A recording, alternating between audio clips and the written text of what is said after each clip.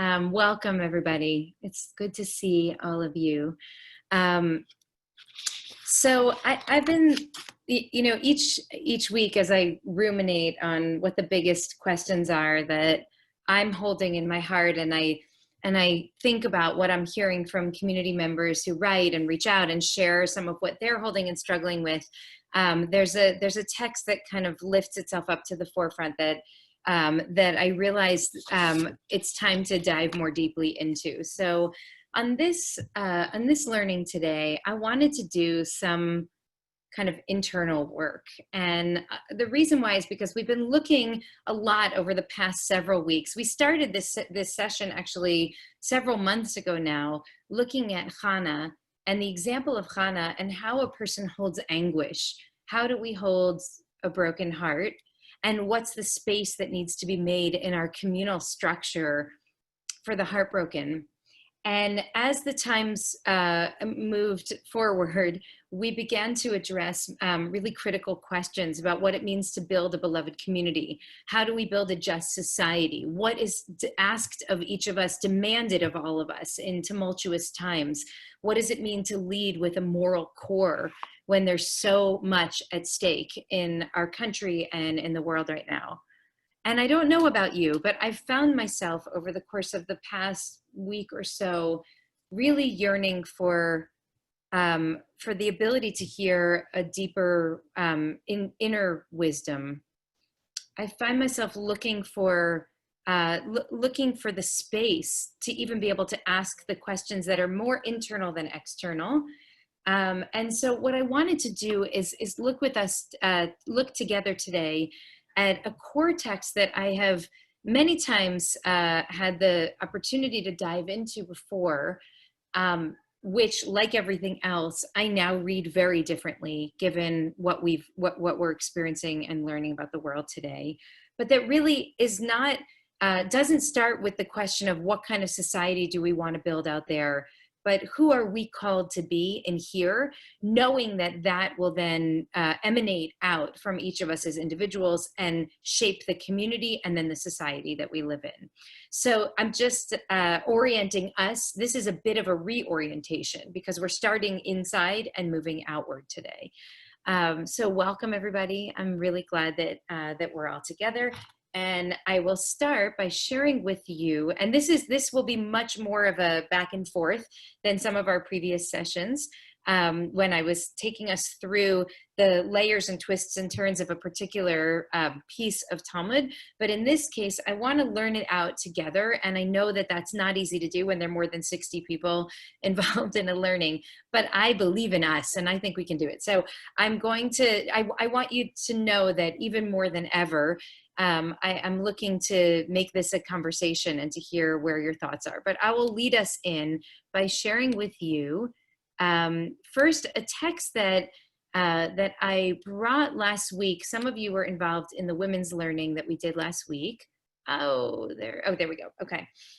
So I know that some of you were on the call, and maybe just for a moment, if I can just see by show of hands so I know that Adam, who's here, was on our advisory board call last week or a week or two ago. Anita was there, and I think Marty, Janet. Okay, so a few of you saw this text, and Emily and Rabbi Zaki. So for some of you, we looked quickly at this text, and then we ended up focusing more directly on a second piece of it, which we're not going to be looking at today. We're going to look at a different piece. Hold on a sec.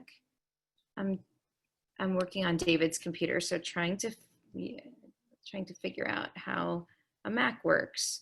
Here it is. Okay, I'm good at other things. All right. So the text that I want to start with as an opening for this comes from Abraham Joshua Heschel from his ruminations in an essay called "Who Is Man?" And so some of you saw this with me recently, and some of you know this text from before, and for some, I imagine that this will be new for you. And the text says the following: over and above personal problems, there is an objective challenge to overcome inequity, injustice, helplessness, suffering, carelessness, and oppression, over and above personal problems, over and above the din of desires. There is a calling, a demanding, a waiting, an expectation. There is a question that follows me wherever I turn. What is expected of me? What is demanded of me? And part of what I'm so struck by when I look at this text is Heschel's assertion that that question, that expectation is always there. That from the moment that we're born into the world, we are called to engage in a certain kind of, in a certain way. And the way that we're called to engage is not only to fulfill our own immediate needs and desires and address our immediate problems, but instead to overcome societal iniquities, injustices, and human suffering. That question is always there. What are you doing about this? But the challenge is that most of the time we can't even hear it. And so now that we can hear it, how are we, each of us, responding to that call so that we can actually be of service in the world? Because ultimately, thank you, we are, each of us, called to be of service, expected to be of service. And so Heschel says this is the most important experience in the life of the human being, to recognize that something is being asked of me. Every human being has a moment in which we sense this, in which we sense a mysterious waiting for, maybe this is my moment, maybe this is what I was put into the world for. If you have not yet heard my friend Reverend Michael Ray Matthews' incredible sermon that he gave on Friday night at Ikar to mark Juneteenth, you have to hear it. And I was so struck, and I must admit that I feel this way often when I hear him preach. But it's impossible not to think this moment was made for this person to be in the world in this way. And it's not only Michael Ray, it's also each of us. That in some way, the unique combination of gifts and talents and skills that each of us holds is what the world needs in this moment. And so, and Heschel says that the meaning of life is found in responding to that question, in responding to the demand, sensing it, and then engaging it. And that for us is the starting point today, because that's a pretty radical assertion that, you know, sometimes it's easier for us to look at other people and say, I can see how the world's waiting for that person. But then to recognize that that is also our story, that in some way we are suited to offer something forward. And the reason I want to start here is because some of what I've heard over the course of the past couple of weeks in particular, in this moment of uprising and upheaval, in this moment in which the veil has been lifted and so many of our assumptions about our society have changed, literally on the cover picture, on the cover of today's New York Times, is the funeral of Rayshard Brooks, his widow and his children. And as I was looking at the paper this morning, I thought so many Black men have been killed in the past several years, killed by police, killed in acts of gun violence. We never hear their names, and we never see the pictures of their widows and of their children. And now today we're in a moment in which the above the fold front page picture is a picture that shows the human tragedy that we now all recognize and cannot ignore has been going on in this country for too many years. So we're in a moment of great awakening. And Heschel says that each of us is called to show up to this moment in a certain way.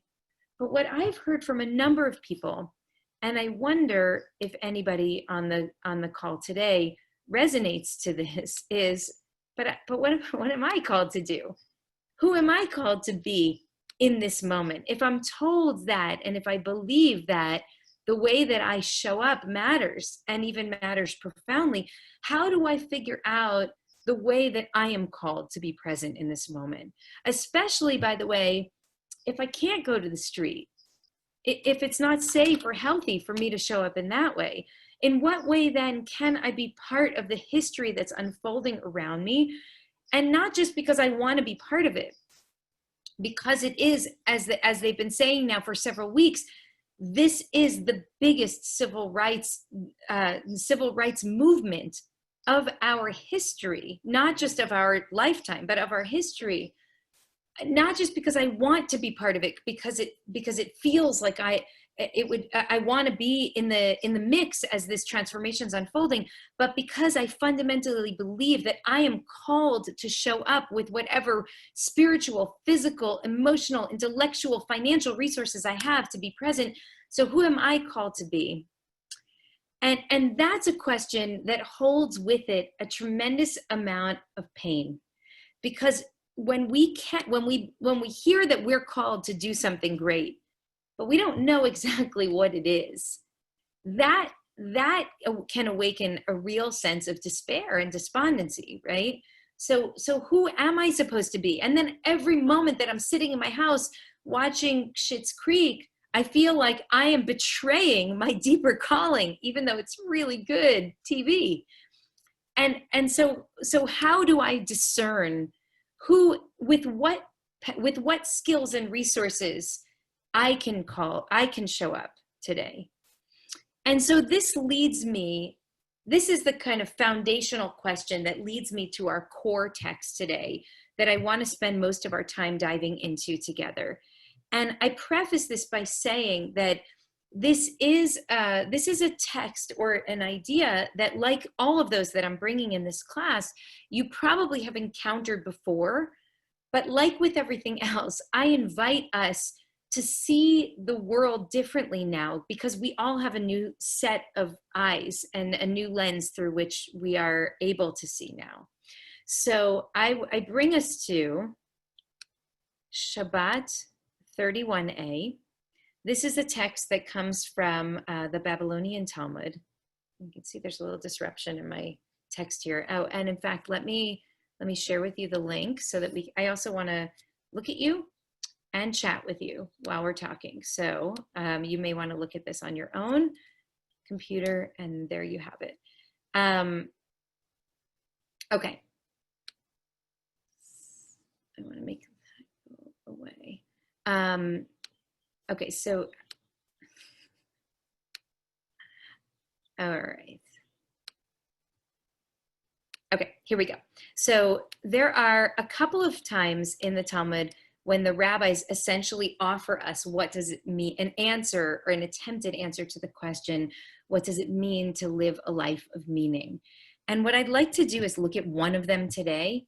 And I think we'll look at another one of them next week, which has a particular focus on anger, because I want to think about anger as a tool for social change and as an obstacle for social and personal change. So I want to look at that more closely next week. But this week, I want to look at this particular offering, which comes from a great rabbi named Rava, who says the following. It says, "B'sha'a shemachnisin adam ledin," in the moment that a person enters into judgment, omrim lo, they say to him the following.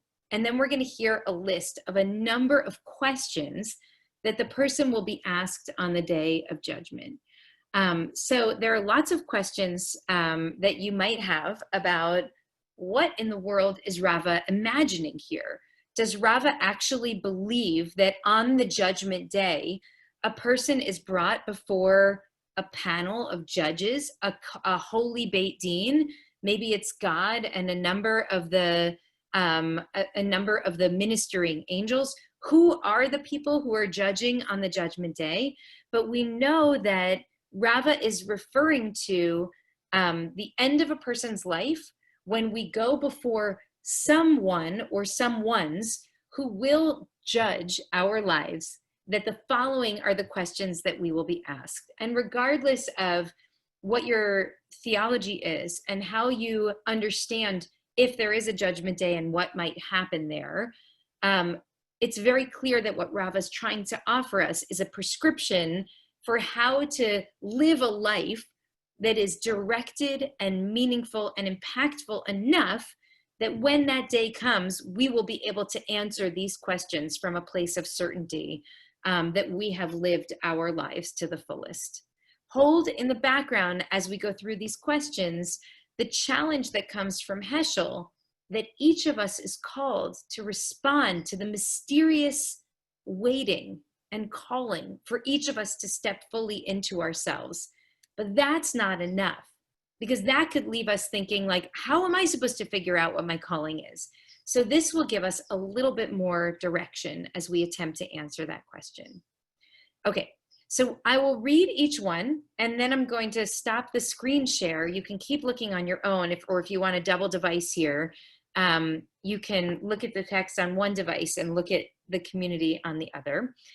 But these are the questions that a person will be asked when that person is brought on the day of judgment before those who will judge. And these are the following. Nasata vinatata be'emunah. Now, this is translated as, did you conduct business faithfully? Because masel matan is the idiom that we use for business, but it actually means the take and the give of life, the give and take of life. So nasata vinatata be'emunah, did you engage in business faithfully or honestly? Or more broadly, did you engage in the give and take of life with faith, with honesty, with integrity? I'm going to stop there for a minute, and I wonder what you think that this means. And if this is an idea that you've encountered before, what does this mean differently for you now in light of the Great Awakening that you might not have seen in it when you've considered this in the past? What do you think? You can raise your hand and we'll unmute you, or you can write into the chat and I can call on you. Who has an idea here? I'll start us off by asking, on the most pshat level, on the most simple surface level, what is this? What is Rava telling us that we will be expected to be held account for? Nasata v'natata be'emunah. Did you engage in the give and take with faith?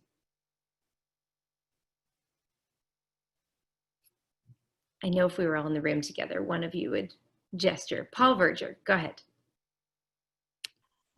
The top level obvious is, did we do what our duty was? Whatever capabilities we bring to life, did we execute them in the way that is required and expected of us? That seems to be at the shout level. Okay. Did you respond to what you were called to in a way that you were called to respond to it? Is that right? Yeah. I think that's great. I think there's a simpler pshat, which I'm going to take us even one level behind that, which is, did you cheat people in business? Did you go for the easy advantage in business when you could have? When you saw that you were being given a little bit more money than your product was worth, did you take the money and run? Or did you say, well, let's come up with a deal that's a little bit more fair, right?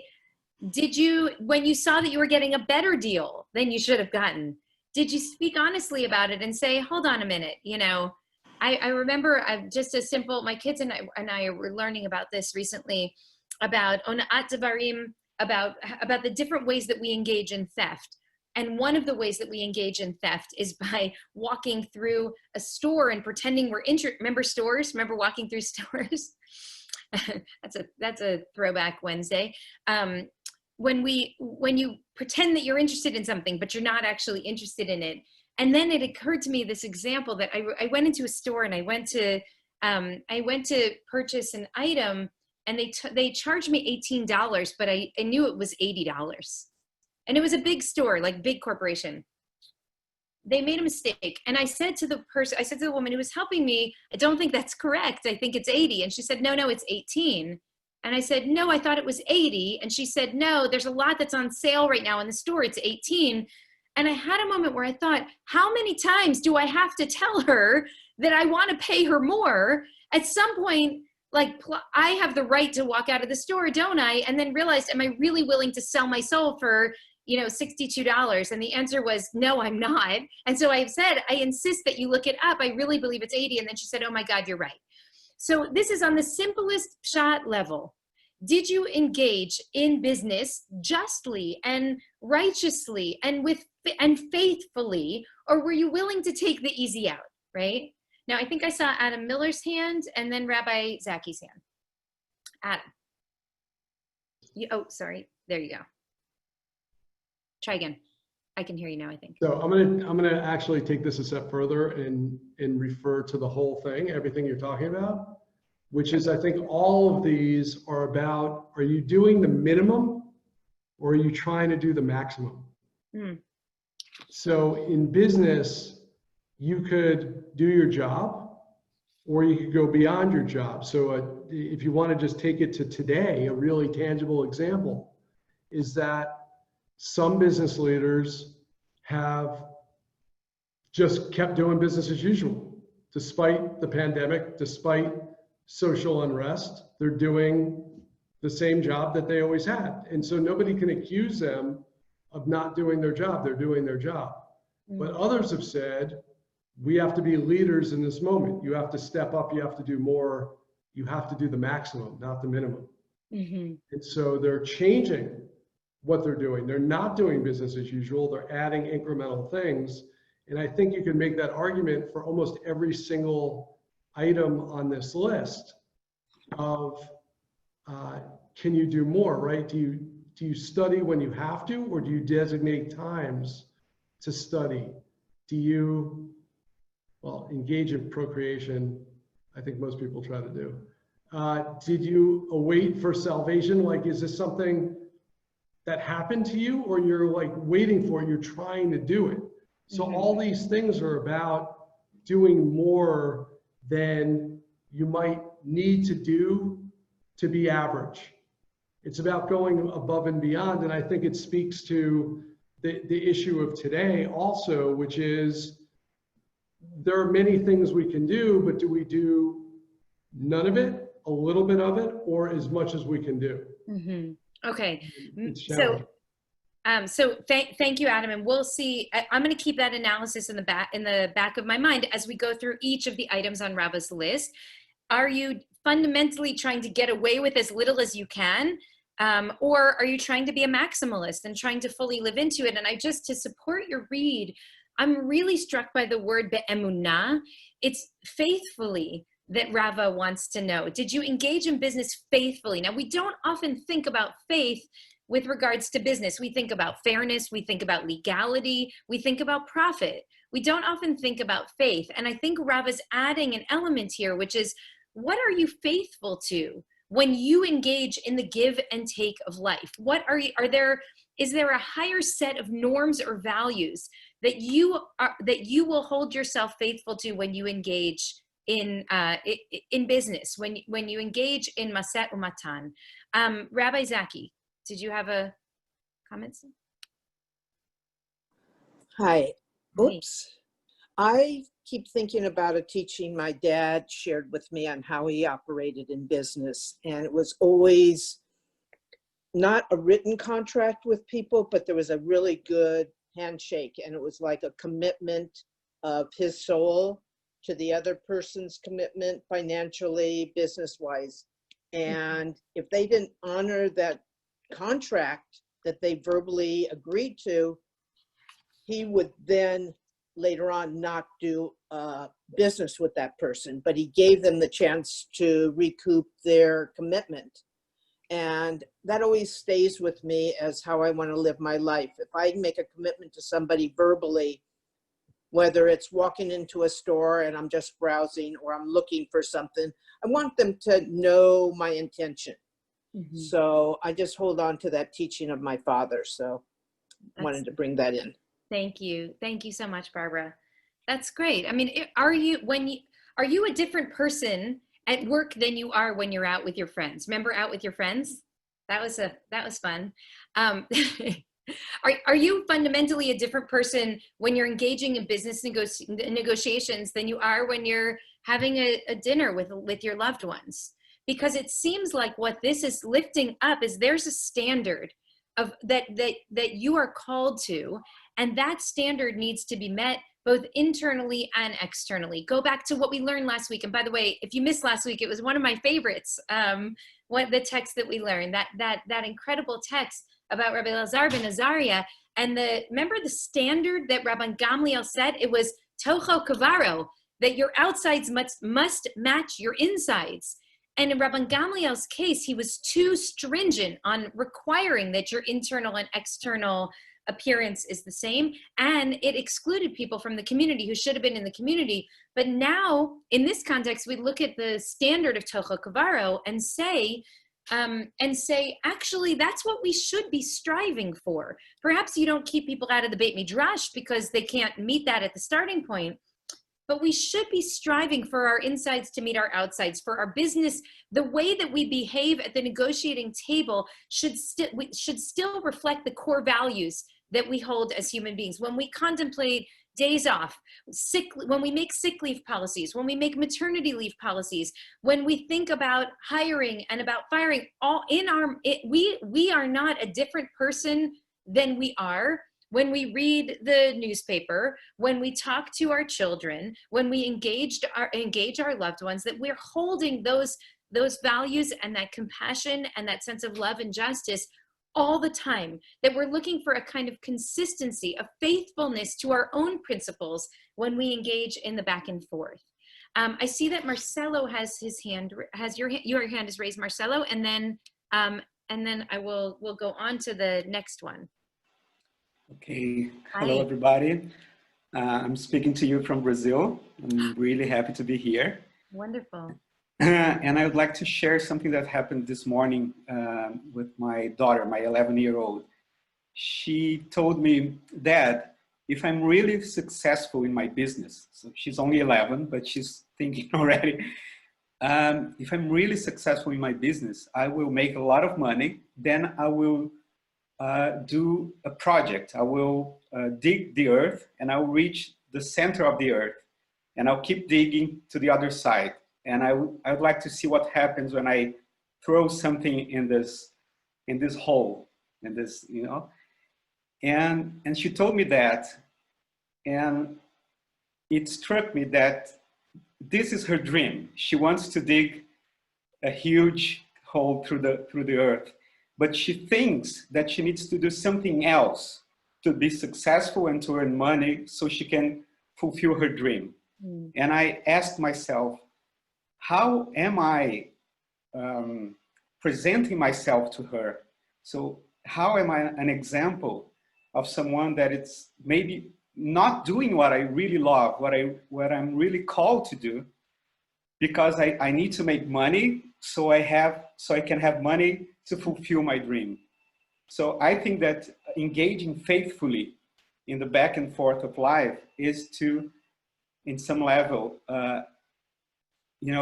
choose what you actually have to do and not do something else in order to have money or time to do what you're called for. Marcelo, first of all, I'm thrilled that you're here with us. And I hope I really am. It's so one of the incredible blessings of this very hard time is that we get to learn with people from around the world. And I hope you stay safe and healthy. And you and your family. Thank you for sharing that. And I think this is a really interesting challenge. I hear the voice of, there was a great TED Talk that I now can't remember the name of the person who offered it a couple of years ago, who said that that you can either follow a path in which you dedicate your life to the dream that you hold of the way that you want to transform the world, or in which you dedicate your life to making the money so that you can support and sustain the dreams of how we want to transform the world. And they're both right? It's not wrong because we, for example, I mean, I feel the only way that I'm able to do the work that I do is because other people who've made money in business are able to support IKAR and in all different ways, made money in their own work, support IKAR so that we can then, do the work. And I see it really as a sacred partnership between the people who are able to advance the dream in this way and the people who are able to advance the dream in that way, as long as we're working together. So I love that your daughter, and I love that she's stimulating this kind of thinking and conversation.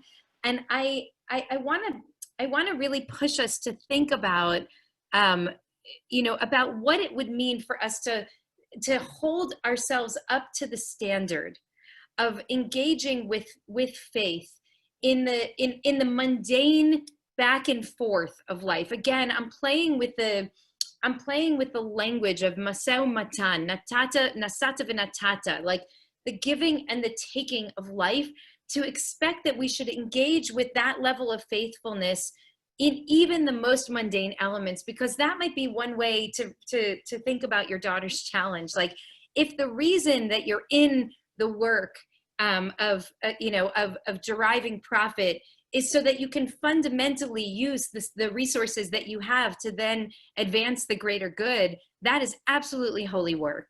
And so I think that that's where the notion of faithfulness kind of enters the conversation here.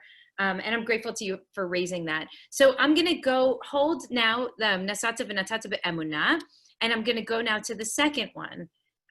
So the second question that they ask is kavata itim laTorah. Adam mentioned this a moment ago. So kavata itim laTorah. Did you fix times for Torah?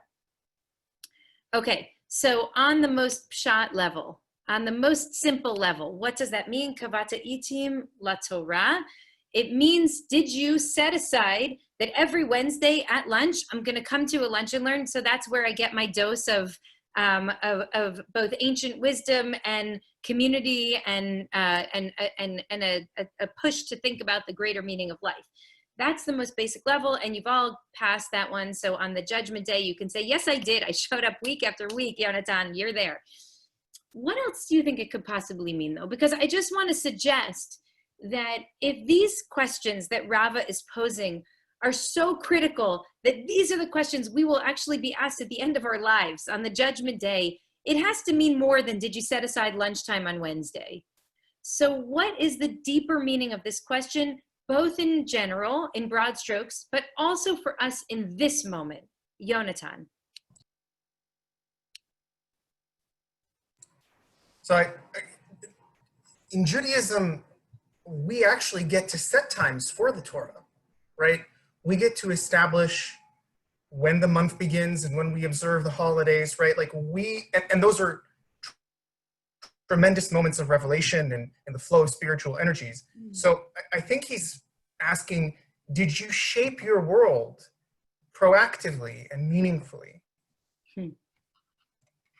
I love that. And I think anybody here who's had a Shabbat observance can resonate to this, but when you take Shabbat seriously, and that means that you shut down, that you are offline the minute the sun sets, that you are guided more by the timeline that nature puts forward than even the timeline that your boss or your board or your inbox puts forward. It means giving yourself over to something that is bigger than all of the things that we prioritize in our society, in our culture. And that's very, very hard to do. And so Yonatan is offering that it's not just about Wednesdays at lunch, but as Jews, we have these set times. Do we honor them? There was a movement, I'm sure many of you know, right at the turn of the 19th century, there was a movement in American Jewry to move Shabbat to Sunday. It was part of the Pittsburgh platform. Some of you might be familiar with this, that the Reform movement put out. And it was good thinking. The idea was, like, we're living in a predominantly Christian country, and for them, the Sabbath is on Sunday. So what are we going to do? Like, we're going to be off schedule with the dominant culture. Let's honor the Sabbath, but make the Sabbath on Sunday instead of Saturday. It sounds so outrageous. Like, we laugh now when we think about it, but it was rooted in some really interesting thinking about what it means to be a minority that's trying both to not get killed and also not get fired in a dominant culture. And in fact, it is challenging to live on a different schedule than the schedule that is normative around you. Do you honor that there's a different kind of calling, that you're called to a different kind of observance of time and prioritization of time than what is normative around you? I am going to go to Brianna and then David. Hi. Hi. Hi. I was thinking that, like for me, if I can't come to services on a Saturday, or if I can't come to the Torah study, or if my calendar is not functioning according to what is being offered, I feel like it's important to do something to check in, like with God every day, or with Torah every day. And whether it's a sentence, or it's an hour with you, or it's all day Saturday when I try to shut my phone off, I feel like the essence of it is, the discipline of it is the calendar and the Torah, and that part is grounding. But I feel like at the very least, I have to check in with God every day, or check in with Torah or something holy every day, whether it's in my workplace or in my living room. I love that so much, Brianna. And just before, as you started to speak, Marcia wrote, can't you be a good person if you're not Shomer Shabbos? And I think that what you're saying is actually the answer to that question. That first of all, the rabbis certainly were talking about time for Torah study and time for Shabbat, and observing and living our lives on a calendar that is a fixed calendar that says every Friday evening when the sun goes down, our lives change. But that's not the only way that we can be kavata itim l'Torah, that we can fix time, prioritize time for engagement with this holy context that guides our lives. And so Brianna says, it's not only about Torah study on Wednesdays at lunch, or even about Shabbat morning coming to services, that it's actually about creating for ourselves a moment every day in which we can grapple with something, or touch something, or lift up something holy. And that moment will not come unless you prioritize it. Because, for example, after Rabbi Lebel gave that beautiful sermon about a month ago, or month and a half ago, I don't know if some of you heard this, about how her grandmother journaled every single day of her life. And Rabbi Lebel got those journals, and she said, I literally know what my grandmother was thinking on January 7th, 1936. And on September 4th, 1941. And it just took my breath away that she has such a profound insight into the, I mean, now that's history, and we think 36 and 41, we know exactly what was happening in the world, but do we know where our own people were and what they were thinking about and what their struggles were?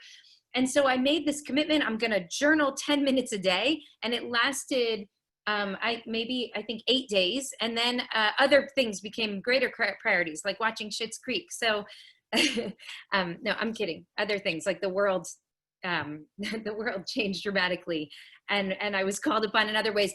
But I realized if you don't set the time and say at 9 p.m. every night, I will spend 10 minutes journaling, then you probably don't journal. So I think part of what I'm learning from the language of Rabbi here is kavata itim l'Torah. Did you fix the time for it? Did you make the Torah of your life important enough that you were going to set it aside? Did you make a date night, or did you just think I'd love to spend time with my partner? Because if you don't make a date night, you're not going to have a date night. Did you make a game night? Because if you don't make a game night with your kids or with your friends or with your roommate, you're probably not going to end up doing those things and lifting up that sacred time. The world will fill our days and our nights. Yonatan makes a date night with God every Shabbos. So Brianna, thank you for saying that. It's not only on the most pshat level, did you fix time for Torah study? Did you fix time for Shabbat? But on a much broader level, did you set aside time for the things that actually matter most in your life? And if you didn't, what would it take to do that now? To designate, like, this is when I do cocktails with my friends. Now we do that before Kabbalat Shabbat, or now I know that I'm going to find my way to my people. We're going to do a yoga class together on Tuesday mornings on Zoom.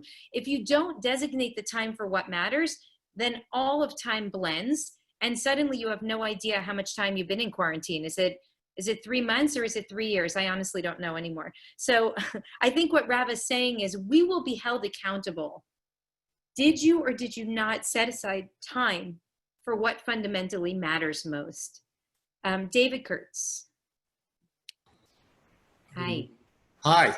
To me, it also, when you fall short as a human being in these other things, doing business faithfully, you know, all these other things, you inevitably fail. And did you, at least when you leave time for Torah study, like I have, it gives you an opportunity for some kind of redemption or some kind of, you know, just an opportunity to deal with the issues and deal with the wisdom. I mean, I had a business deal a while ago that went south for the people I did the business deal, of no fault of my own. And I've been grappling with that. And sometimes I just find going to Torah and, you know, letting that process and the ancient wisdom, it just is, it's there. So it's kind of a catch-all also.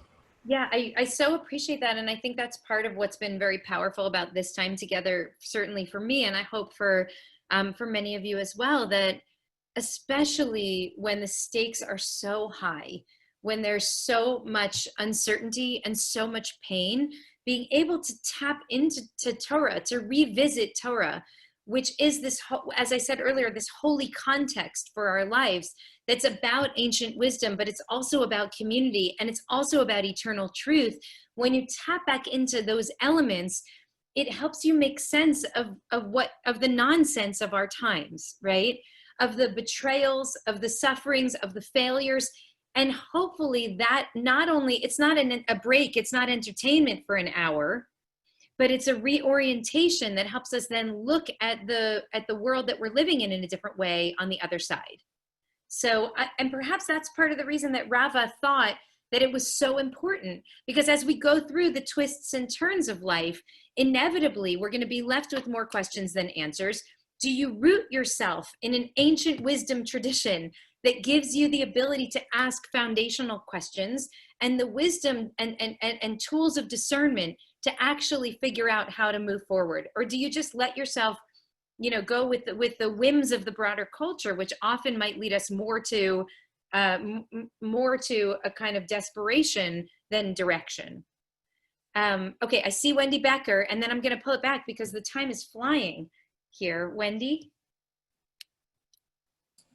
So I as looking at all of this, it seems to me that it's not just a designated time, that the time is consistent. It's a time where everything that we deal with in life needs to have Torah. Everything needs to, it's a sense of being mindful. Jody Utah had written it in the chat, and I think that it's all connected. It's not just the designated times where we have a class. It's when we, as the parable is that Rava cites here, somebody delivering wheat. And did this person think, how can I protect this wheat? To be mindful, to be thoughtful in every aspect of our life. And that it, I think he's asking us to let it flow throughout life, that it's not just a designated time, that every aspect of our life can be connected to these values, to what we learn from Torah. This is life. That's great. And I want to connect that back to Adam's initial comment, which is that perhaps all of these things are leading us to think, do you engage life minimally or maximally? And so there's a kal v'chomer, there's a principle that you can take from, well, actually, it actually connects to one of the ones we're going to come to in a moment from Rava, but certainly if you will engage with emunah, with faithfulness in business, all the more so will you engage faithfully in your personal relationships. And so it's not only that it matters in business, it's that it matters everywhere. The maximalist reading of each of these things is, if you can make time for Torah, surely you can make time for friendship and for love and for your personal health and for all of these other elements. So it's, in a way, it's kind of pushing us to a more maximalist engagement with life. I really appreciate that. I'm going to take us back to the text now because we have only a couple more minutes, and I want to make sure that we see the remaining questions. The next one is, so there's nasata v'natata be'emunah, kavata itim laTorah. Did you set aside time for Torah? Asakta b'firia urivia. And I'm going to link this with the next one, which is Tzapita liyeshu'a. Tzapita liyeshu'a and asakta b'firia urivia. So Adam, I saw you gloss over this one because it's challenging. It says, did you engage in the work of procreation? Pru or vu, it says in the beginning of Genesis. Did you engage in the work of procreation? And so for the sake of time, I would love for us to engage this question and watch it unfold. But I believe that on the pshat level, the rabbis are literally asking, did you try to make babies? Okay, did you try to get to either get pregnant or impregnate someone else so that more babies could come into the world, so that we could have continuity of our people, of humanity, and also specifically of the Jewish people. But I do not believe that that is all that asakta b'firia urivia means. First of all, it's asakta, not were you successful in pru or vu? Were you able to have children? But did you try? Did you try? So what are they actually asking then? It's not, did you have children, but did you try to engage and be fruitful in the mitzvah of be fruitful and multiply?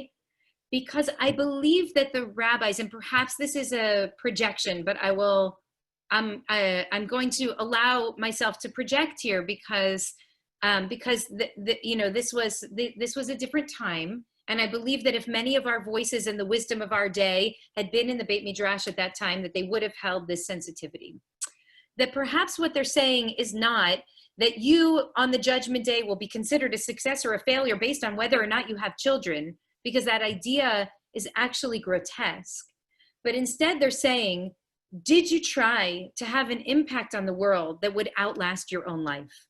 Did you try to engage in the work of being fruitful and multiplying, which for some people means putting little babies into the world that will grow into big humans that will then go on and have more children. But for some people, engaging in the work of pru or vu, this is connected to the Mishnah from Sanhedrin that we learned a couple of weeks ago together, is about trying to have an impact in the world, trying to put something out there that will outlive you. Did you engage in the work of trying to create a different future than the present? And the reason that I connect that to Tzipita Liyeshu'a, the next one is because Tzipita Liyeshu'a means, did you look forward to the redemption time? And on a literal pshat level here, I think that the rabbis are saying, did you believe in Mashiach? Did you think the Messiah would come? But what I think it actually means is, did you hold hope? Did you hold hope that the future would be better than the present? And these two questions are linked because they're really asking two sides of the same coin, which is, did you believe that the future would be better than the present? And were you willing to do something in order to get us there? For some people, the act of bringing a child into the world is the greatest testament to their hopefulness and their belief in the future. For some people, bringing a child into the world has nothing to do with that. So that's why I don't think that pru or vu in this case is meant to be taken only literally. I think the rabbis are saying, did you fundamentally believe that things could be better then in the future than they are today? And were you willing to act on that? Were you willing to actually create something in order to push forward, in order to advance a better kind of future and a better kind of world? I'm going to put forward the last couple of pieces here, and then we'll take our final moments to discuss them all together. The next one says, Pilpalta b'chokhma. I'm sorry that there's a little disturbance in the force there on the chokhma. Pilpalta b'chokhma v'hevanta davar mitoch davar. It says, Pilpalta b'chokhma. How do we translate this here? Did you engage in the dialectics of wisdom? And then did you understand one matter from another matter? Pilpul is like the back and forth. Were you able to engage in a kind of deep, curious search for truth? And Hevanta davar mitoch davar. Did you learn your lesson? Were you willing to grow and to learn and to change and say, this is who I was last year, but that's not who I am now. And I mean, these two are obviously connected because they're both about intellectual, spiritual, and emotional growth. But I want for us to think about what it means that our tradition tells us, at least Rava's version tells us, that when we stand before whoever judges us at the end of days, we will be asked, were you curious about the world? Were you willing to engage in the back and forth, to read things, to see to encounter ideas that were different from your ideas, to struggle, to wrestle, to hear voices that contradicted your own inner voice? And then were you able to learn something from something else? Were you able to step forward and say, you know what? It's a different time now than it was then. I don't know if some of you are following the controversy of Tina Fey over the last 24 hours or so, but there's been a lot of scrutiny on some of her comedy because a lot of the things that she said and helped produce and put forward now under today's scrutiny do not hold up. And so there's a lot of criticism now. Looking back, there were a couple of blackface images in 30 Rock. There were white actors who were playing indigenous people in Kimmy Schmidt. There are a number of things that she oversaw from years ago that she created in accordance with what she believed were the standards of that time. But today's standards are different.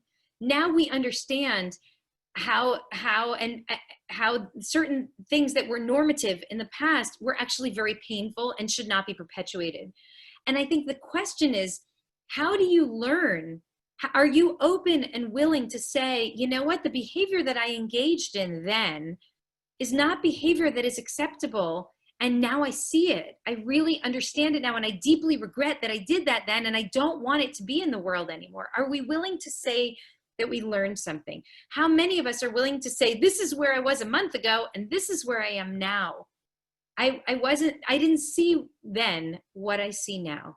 And the rabbis say that that's essential, that we have to be willing to engage in that kind of deep curiosity that leads us to find truths that we couldn't see before, and then to derive one truth from another truth. Again, on the Pshat level, they're talking about Torah. They're saying, are you able to use these particular methodologies when you're learning Torah? But I believe that this text is not intended to be read only on the Pshat level, that it's meant to be read on the deeper level.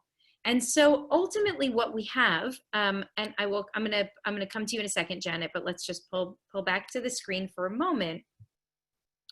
And then we have this closing line, and I know that some of you read ahead, so you see this already, but ultimately what it says is, even with all of this, even if you engaged in the back and forth of life with faithfulness, even if you set aside time for what was most important, even if you worked toward the redemption of the world and fully believed and held hope that the world would be better one day than it is now, even if you were willing to learn and opened your eyes to things that you had never seen before and derived new truths and then transformed yourselves in those truths, even still, it says, "Va'afilu hachi, yirat Hashem hi otzaro in."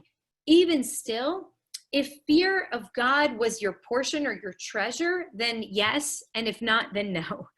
So ultimately what he's saying is, and on the Pshat level, if you did all of this without a sense of God, of the Holy One, of some greater, mysterious, cosmic force that ultimately is at play in our universe and in each of our lives, that's the core question. Did you hold humility as you engaged with all of these elements? Did you understand that ultimately there was a calling that's greater than you? This goes back to the Heschel text from the beginning. Did you hear that there was a mysterious calling out for you? Now, you might say that that calling out comes from God. I feel comfortable saying that. Others do not. And I heard from Colin Campbell the most beautiful thing the other day. He said, for me, when I encounter God in prayer and in text, I just swap out God and put in love, and it works perfectly. And so, did you believe that there was a force of love in the world? a force of love in the world, and did you treasure it? And if you did, that force is what is calling upon us to respond to all of these questions. I'm going to skip the parable at the bottom because I want to use our last couple of minutes to actually hear what thoughts you're left with as we look at this. So do you live with integrity? Do you prioritize the things that matter most in the world and actually set them aside, not just good intentions, but actually good actions, because they're rooted in real commitments? This is, by the way, think about signing a ketubah right before a chuppah, signing a marriage license right before going into your wedding ceremony. What could be less romantic than signing a document that says, these are all of my obligations and responsibilities to you. I promise I'll do them even if I don't want to. Because our tradition says that great aspirations are great, but how do they translate into your real commitments to one another on the day-to-day? So do you engage with integrity and faithfulness? Do you prioritize what actually matters most? Are you willing to create something, to put something into the world that is a reflection of your belief that the future can and must be better than it is now? Do you fundamentally believe that things will be better? Are you curious about the world as much as you know, as much as you're the master of all things in your own private domain? Are you always trying to learn and making space to learn? And are you able to learn your lesson? And fundamentally, do you recognize that there's something bigger than you out there in the world, some force, some mysterious power that is making a demand on you, whether that force is God or whether that force is love, or however you want to understand what it is? There's something bigger than all of us. That those at the end of the day are the questions that if we're able to answer yes to, then we will have lived a life of meaning and purpose and answered the call. Janet, what do you have to say?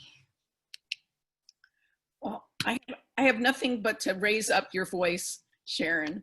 But what I was thinking is how many people have taken that charge, like Martin Luther King, the suffragettes in the 1920s, people who've been told so many times, it's not your time. Sally Ride, to be the first to ask. And they had purpose. They just were steadfast in their belief, whether it was a belief in love or a belief in another force, that they were going to pursue that.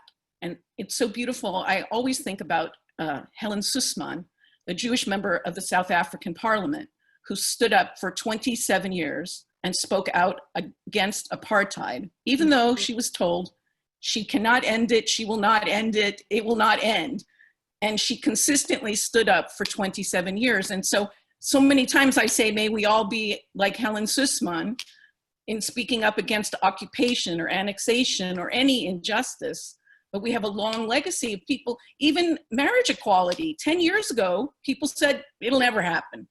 And here we are, and we have marriage equality. So what's so beautiful about this teaching is it reminds us to always be hopeful and to look forward with positivity, and as Jews, not to despair. Yeah, thank you so much, Janet. I think that's right. And I spoke on Shabbat about I cited the Victor Hugo quote about there's nothing more powerful than an idea whose time has come. And we see these incredible examples of people who spoke a Torah that the world was not ready to hear, but held that commitment, they held that belief. And what I think is so powerful about this moment is that in this moment, the Torah that we can offer can perhaps be heard. I mean, it seems like we are receiving the signals that tell us that in this moment, that message, there's an opening for that message to be heard. And so the reason I believe that this was important enough to bring to us this week is because I don't only want us to hear the voice of Heschel saying each of us is called to respond to the challenge of suffering and oppression, and human cruelty and systemic injustice, because that is a powerful call. But what Rava does is helps us figure out, so how do you answer that call? What am I called to be? How am I called to engage so that I can ultimately step into history when the moment is right for me to do so? So thank you, Janet. I think that's a really good way for us to close our session. And I want to say just a couple of last things before we go. One, I'm so curious to hear what you're holding in your hearts and what you'd love to learn and think about. So I invite you to please send me an email. It's Rabbi Brous, Brous, at icar-la.org. And tell me what you're thinking about, what's on your mind these days, and all of that will help in the rumination process as I think about these classes each week. Number two, I see that Stacy and Marty are on this call. I want to make sure that everybody knows that, first of all, we have Pride Shabbat this Friday night, and we're going to be joined at the end of services. A number of community members are going to be speaking about their journeys and experiences in the LGBTQ community. And then we have Shabbat morning services. And then on Sunday evening, Stacy, thank you so much for your incredible work in putting together what is our game night, which I hope that you'll all be with us for. This is instead of our Party with a Purpose this year, which is our annual fundraiser, which we postponed until next year because we wanted to honor Sam Hutman and the Holocaust survivors that she works with in person. And instead we're doing a night of games and fun. And it is a fundraiser for ICAR, but it's free to get into the Zoom, and we want the whole community to be there. And then hopefully you'll be inspired to give generously if you're able. Seth Rogen is going to be leading some of the games and conversation with us. Mayim Bialik, Matt Price, and Stacy have been working incredibly hard to put it together. So it will be fun, and it's about an hour and a half of entertainment for you, our gift to all of you on Sunday evening. So thank you for that. And finally, and I thank you. I see that Andrea just put the registration link there. So if you haven't already, please register. All people who are part of the ICAR community are invited to join us. And finally, my thank you to Rabbi Zaki for sponsoring this series. We're just so grateful to you for doing that, and invite everybody who's able. You can sponsor a class, you can sponsor a series, but we really need the support from the community because that is the fuel that we are running on these days. That and a whole lot of spiritual inspiration. And so I thank all of you. And I really cherish and love this time together. We can leave the Zoom open for a couple minutes. I know we have a bunch of new members here, people to meet, so you can say hello to each other, introduce yourselves, and maybe we'll turn it off in about 10 minutes, but people can feel free to engage. Thank you all so much. Wonderful being with you today. Hi, Grace. Good to see you. Matthew's one of our new members. We welcome you, Matthew. Hi. Hello to the Barbaras. My blessings to you, Barbara.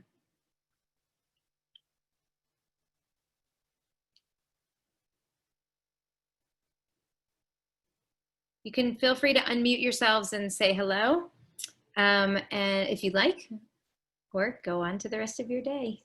Nice to see you all. Thank you very much. Fabulous teachings. Sharon, you just make me feel more and more hopeful and more happy to be part of this community all the time. I'm so grateful. Thank you. Always thinking of you.